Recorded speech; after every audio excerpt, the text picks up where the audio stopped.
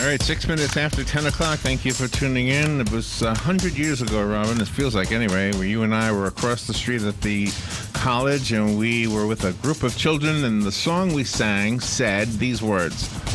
All I want is a world to pass on to the children, as green as the world passed on to me. Yeah. Keep it alive from the seas to the skies. Let each breath the children take come easily. Well, you know, the words of a song are just the words of a song. It takes people who are out there actually looking at what's going on in the world to be able to report back to us to see if maybe we need to do something more than sing a song. And so let's talk to Dr. Elizabeth Hennessey. She's on the phone. She's a geographer and assistant professor of history and environmental studies at the University of Wisconsin-Madison. Isn't that the school you Go went? Badgers. That's where you went, right? Yep, go Badgers. She's on the steering committee of the Center for Culture, History, and Environment, and her book is called On the Backs of Tortoises. Let's find out about this. Dr. Hennessey, it's an honor to have you on the show. Good morning. Hi, Larry and Robin. Thanks so much for having me. You're welcome. And are you in Wisconsin right now? I am. I'm in Madison this morning. Robin? It snowed last night here. Oh, It snowed? Oh, my gosh. Yeah. There. So you want to be in Florida? Because we'd like to switch. I want to see some snow. Yeah, I will happily switch. I wonder who would say uncle first. You know, remember you used to say uncle when you were a kid? Uncle means you give up. Yeah, exactly. Remember that? Yeah. Well, tell me about the book, first of all, and then let's get into why you wrote the book. The book is, first of all, I love the cover. Beautiful tortoise. Love that. Tell me about the book. Yeah, I'm happy to. The book is looks at the history of the tortoises of the Galapagos, which is, of course, a really iconic species and endangered species that have been conserved for the last 50, 60 years. And the point of the book is really to think about the tortoises and the history of the Galapagos as a parable for thinking more broadly about human relationships with the natural world and how it is that we can share this planet with other species. Because we have we have a big impact on the planet, and that affects even something as remote as the Galapagos, right? Exactly. I think we have this idea that the Galapagos are very remote, and they are an oceanic archipelago. They're about 600 miles off the coast of Ecuador in the Pacific Ocean, which is not nearly as far off the coast as Hawaii is from the U.S. But they're also not that far away, right? We think about them as being excluded from world history, but really I think they are a kind of a microcosm of an example that shows how human ideas of nature have changed over the past 500 years, since the days of Spanish exploration to whalers in the Pacific who relied on the tortoises as a food source, to colonization in the 19th century, and then conservation and tourism development today. So as we read the book, do we learn about the differences that have happened on the Galapagos as a result? Just over the past decades, is that what we learned from the book? Yeah, the book actually goes back all the way to the days of Charles Darwin, and before, when he visited in 1835, he was one of many thousands of sailors that visited Galapagos during the height of Pacific whaling. And so we go back to Darwin and other sailors, and then all the way up to present day and thinking about ecotourism and the politics of ecotourism in the archipelago. And if you think about it, I mean, almost everything that we have that makes it possible to do some of the things we do today have only been around a little over 100 years. I mean, I guess you could argue 200, okay, but that's still a small amount of time, right? Yeah, it's a very short amount of time, especially when you're thinking about histories of evolution. And the tortoises, for example, evolved over like 1.5 to 500,000 years ago. And so, yes, the human history piece of this is really the blink of an eye. It's so quick. Yeah. So much has changed, too. I didn't realize that there are over 30,000 people that live in the Galapagos. I thought it was very sparse. Yeah, I mean, you're certainly not alone in that. And that was one of the key reasons that I wanted to write this book. So that I think that particularly in North America and in Europe, we tend to know Galapagos through nature documentaries and from tourism advertising that's all about going to see wild nature in its natural habitat. And you can absolutely do that in the Galapagos. But there's this other side of the islands that people don't know nearly as much about, and that's the human history for better or worse, of what's happened there. And so 30,000 people live there today.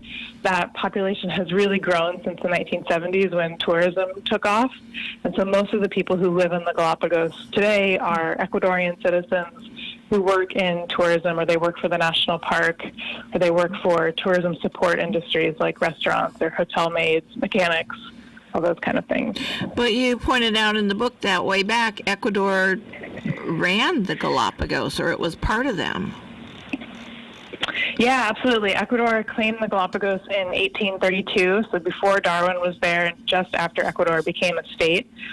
And they, for about 100 years, tried some elite Ecuadorians tried to colonize the Galapagos with various schemes for profit. They tried cattle ranching, they had a sugarcane plantation, they were scouting this lichen that could be used as dyes, and this is a really fraught history, not only because of its environmental repercussions, but also because most of the laborers that were taken out to work on these plantations were penal laborers. It was a prison colony, basically. Oh, really? And so these were poor people or political prisoners that were kind of removed from society in continental Ecuador and sent to these islands to work. So is that part of what the book is about, or is this just an aside? That's a piece of the book, and I think what the point I'm trying to get to with that history is to think about where the human populations in the Galapagos have come from, and so a lot of them are descendants of folks that were sent out as laborers.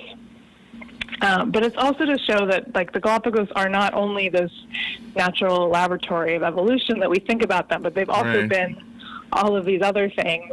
And to think about conservation today, we have to think about those other things too in order to kind of fit all of these pieces of the puzzle together. Does it, I'm looking at some pictures right now of some of the populated areas, and it doesn't look all that different than Florida, to be honest, where the people are living. Does that proximity, no, it really doesn't. Does that proximity have an effect on the wildlife? It does. It's kind of a two-sided coin, right? So we have, the conservationists are concerned about growing populations.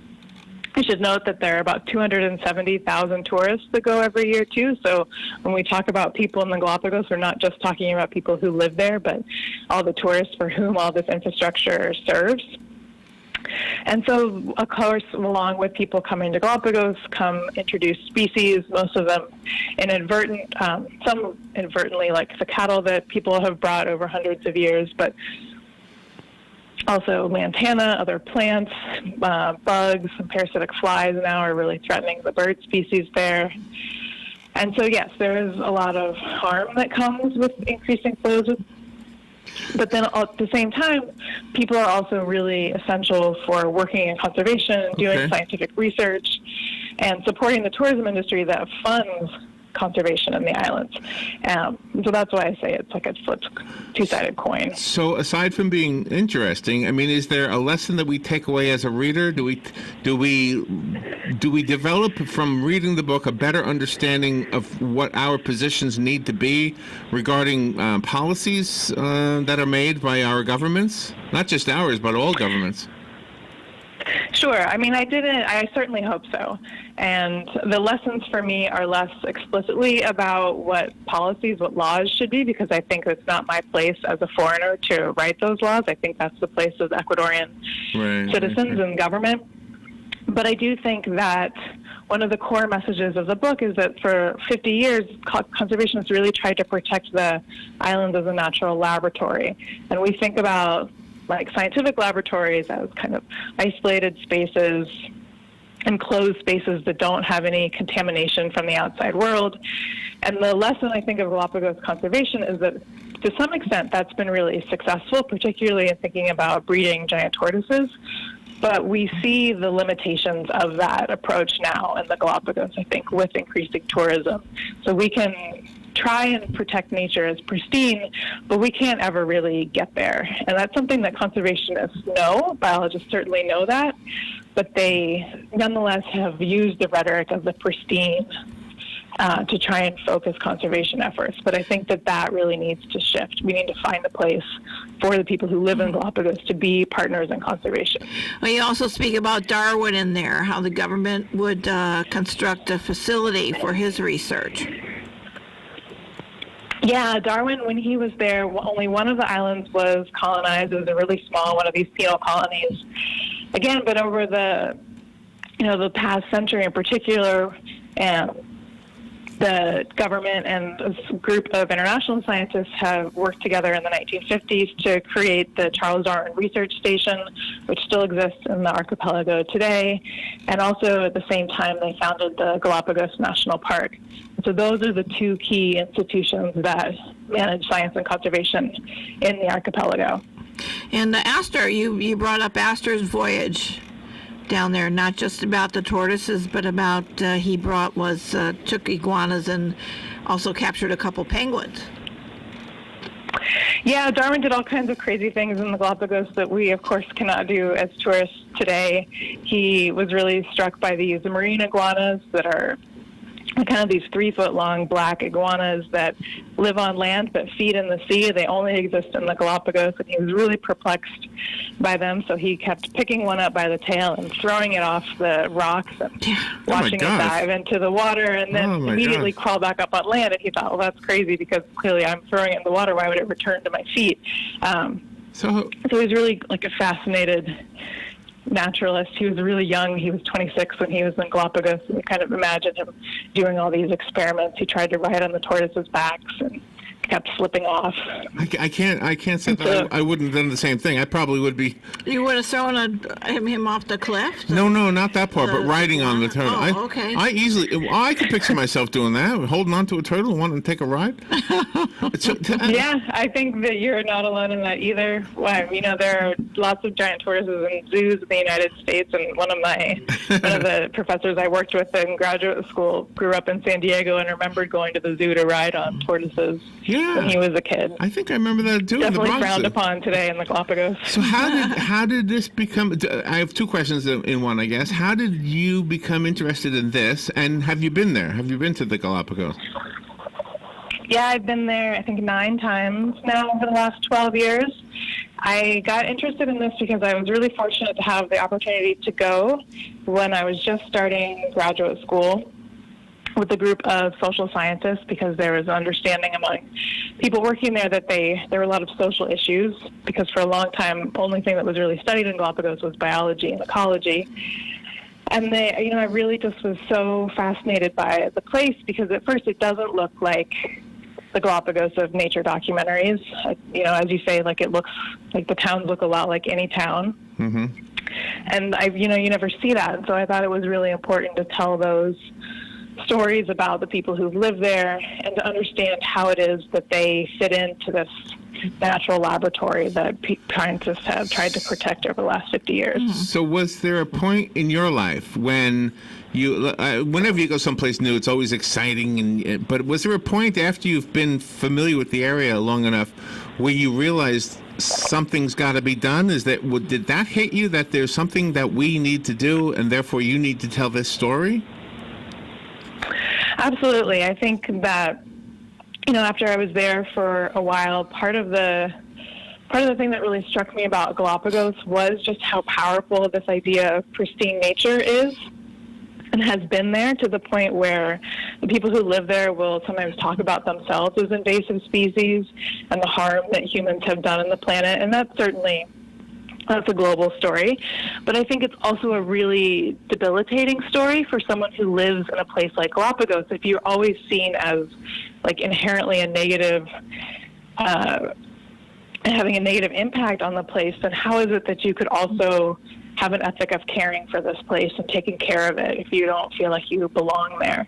And so that was one of the key things that struck me, that made me really think about needing to rethink the history of Galapagos in a way that the people are really a central part of the story. Larry had a news story a month or so ago about the turtles here in Florida. The turtles would come and they'd lay their eggs, on Daytona Beach, on those beaches on the coast, and then the turtles would disappear. Then the baby turtles would hatch and they go out to the water, and then we never see them again until they come back to reproduce. How does that work with the Galapagos turtles? Do they go and disappear and come back, or are they there the whole time? Well, the sea turtles in Galapagos, I think, are very similar to the sea turtles in Daytona Beach, where they do the females come up and they lay their eggs, and then the babies hatch and take to the seas. But the land tortoises that I write about are there the whole time. They do migrate down toward the coast to lay their eggs too, but they then, instead of going to the sea, they return up the hills of these volcanoes where there's more vegetation, and so that's where they spend most of the year. And how long do the Galapagos turtles live? I mean, we've heard various accounts that they could even live to be a century old. Yeah, I think a century old is pretty common. I've heard 200, maybe more than that. We don't have great records when they get to be that old. See? But they certainly can live 100, 150 years. And the lesson from that is if you move slow, you will live a long time. I think. Well, okay, so I want to make sure that we can get the book. I found it on Amazon, and do you have a website that also lists the book or lists your research? I do. My website is ehennessey.net. Oh. Okay. I didn't have that one. Okay. I didn't either. This is great. Okay. All right. Very good. Thank you. And you can also find it at any independent bookstore or on IndieBound. On the internet has a listing of those too. Have you made friends? Or directly from the press. Have you made friends with the people that live in the Galapagos because you're doing research? Yeah, absolutely. That's been one of the most rewarding parts of the project, I think, is just to get to know people who live there. I'm going back in January to take the book down and do some events and see them again. So that, I think, is one of the really great things that I've been able to do over the last few years. So talk about their feelings. Do they feel like they need to be doing something to protect the natural part of what the Galapagos stands for? Absolutely. I think that most of the people that I talk to consider themselves conservationists, whether or not they work for the national park or are a biologist. What conservation means to them is really different. I think you would find something really similar in the United States too. And so people have a lot of different ways that they feel like they're helping to take care, whether it is through like national park work and doing the work of breeding tortoises or eradicating invasive species, or whether it's helping to educate youngsters about biology and about the nature of the place, or working through the tourism industry. And a lot of people who work there are tour guides, and so spend most of their time trying to teach visitors about why the Galapagos are so special. I think we as a people are very fortunate that the Galapagos turtles are not extinct, because there were other people referenced that they would come and they would just take them away, they'd slaughter them, things like that. Yeah, I agree. It's a really fraught history. For hundreds of years, whalers, sailors, and island colonists relied on the tortoises for food. They could stay alive in the ship for about a year without any fresh food or water, so they were this really important source of meat. But of course, that had really negative impacts on the populations. And so today, there are 15 species of Galapagos tortoise that once existed, and 3 of those now have gone extinct.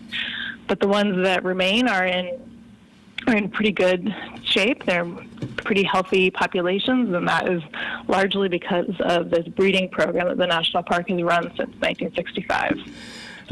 You actually sent us a book, and I have a question about a couple of pictures. There was one where they're reporpoising, carrying a retortoising. I'm sorry. Yeah. Retortoising.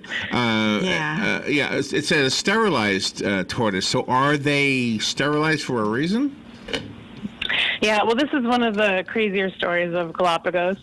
So the breeding station does a lot of what they call retortoising, and by that they mean they breed tortoises, raise the babies in captivity for about 5 years until they're big enough to withstand rats that live on these islands that were an introduced species, and then they take them back to their home island. And in the case of these sterilized tortoises, they are from an island called Pinta, or they went to an island called Pinta. They had lived in the breeding center since it had started, and they were tortoises that nobody knew exactly where they were from, what island they were from, and so they didn't want them to breed. And they didn't know where they were from because they had been kept by people like in their houses as pets or like in their yards as pets and up until the 1960s. And so they didn't want them to breed, and so they had in this breeding center the population of about 40 animals that were just kind of hanging out and not doing very much.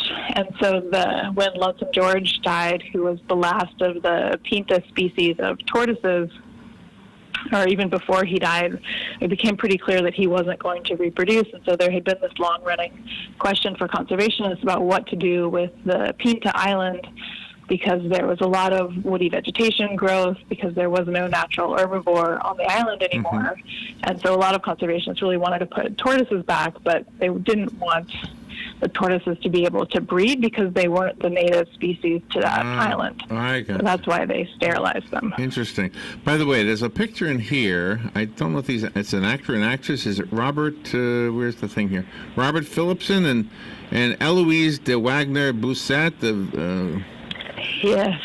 I want you to tell me their story, but I also want to point out that Robert Phillipson looks like David Blaine, the magician. Could be. He does kind of, doesn't he? I hadn't thought about that. Well, that couple is another really fascinating and crazy story from the history of the Galapagos. They came to the islands in, I think, 1931. They were... the Baronessa, as she called herself, was Viennese, from Vienna, and Phillipson, I think, was German. And they came with the idea that they would settle on these islands and be kind of like modern-day Robinson Crusoes, living out this kind of dream life on a deserted island. They weren't the only ones that did this. There were a couple other couples who had made homesteads on this island called Floriana. And people who go to like live alone on a desert island don't really want neighbors, and so none of them got along very well. And at one point, the Baronessa and Phillipson disappeared. It's still a mystery about what exactly happened to them. There's actually a great documentary called The Galapagos Affair about this. And so it's kind of presumed that they were probably murdered, but the people who were living on the island at the time said that they were taken off on a ship to Tahiti, but then never heard from again. Oh, my gosh. Wow. What a fascinating piece of work you've done here. Dr. Elizabeth Hennessey sent us a copy of the book on the backs of tortoises. I would like to give it away. If I have one listener who wants it, you can call, and at random I'll pick one caller, and you can have the book. It'll be waiting here for you. But I did find it for sale on Amazon, and I'm sure it's on in any bookstore is what I want to say there. Robert, you should be proud. One of your, what do you call somebody who goes to your school? An alumni? Alumni. Yeah, alumni. I think she's fabulous. Doing good things to keep the world a better place. Thank you, Dr. Hennessey. Thank you for being on the show with us today.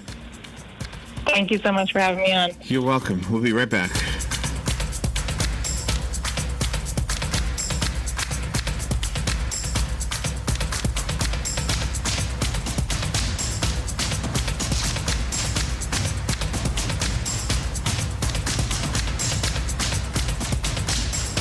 Broadcasting from the Paddock Mall Studios, this is WOCA, Ocala, Gainesville, The Villages.